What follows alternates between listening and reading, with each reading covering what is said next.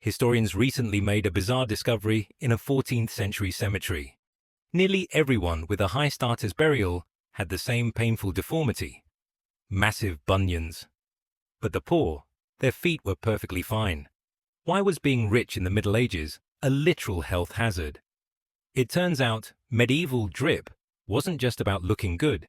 It was a high-stakes game of legal clout, where the rules were made by the king himself. Today, we're counting down the top 5 most absurd medieval fashion trends, ranked from kind of inappropriate to I literally have to chop my shoes off to avoid dying. Coming in at number 5 is the liripipe. Originally, these were just normal hoods, but because the medieval elite couldn't leave anything alone, they started extending the tail of the hood until it dragged on the ground. Gross.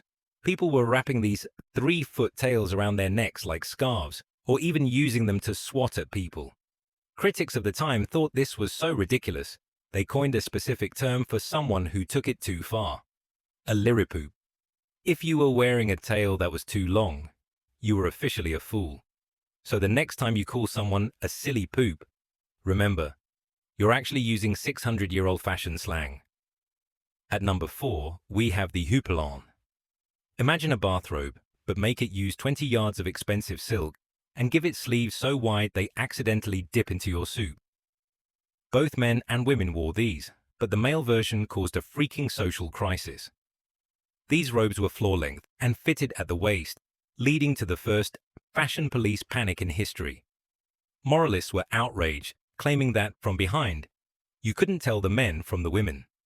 It was the 1400s version of a gender-neutral fashion controversy.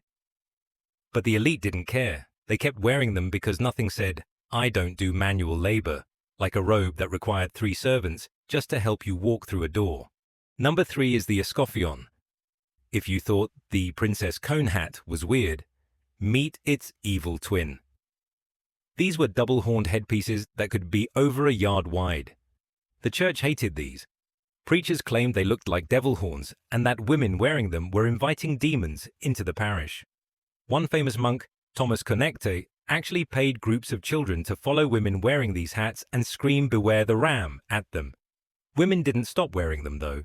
They just started making the horns even wider as a middle finger to the church. It was the ultimate rebel fashion statement. Number 2 is probably the most memeable item in history: the codpiece. It started as a practical patch to cover the gap in men's leggings, but by the time King Henry VIII got hold of it, it had become a giant, padded and jeweled centerpiece. Emphasis on peace. It wasn't just for show, though. Medieval clothes didn't have pockets, so men actually used their codpieces as storage.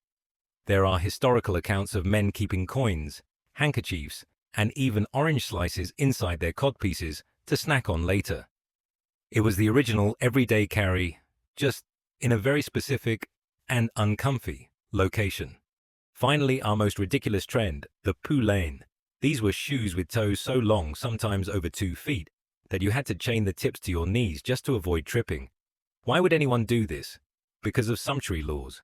In 1463, the King of England passed a law that said the length of your shoe point was legally tied to your income. If you were a commoner, your point had to be short. If you were a lord, you could go as long as you wanted. Your shoe length was your medieval credit score. This trend actually became quite deadly. At the Battle of Nicopolis, a group of French knights were caught in a surprise retreat. Because they were wearing these absurd shoes, they couldn't run away. Hundreds of knights were seen hacking the toes off their own shoes with swords, just so they could stand up and fight. They literally had to choose between their clout clogs and their lives. The next time you see someone in clunky sneakers, just remember, at least they didn't have to cut the toes off to survive the day. Medieval fashion was a legal battleground where your rank was measured in inches and your vanity was checked by angry mobs of children. Which of these 5 would you have dared to wear? Let me know in the comments. Are you team codpiece or team giant horns?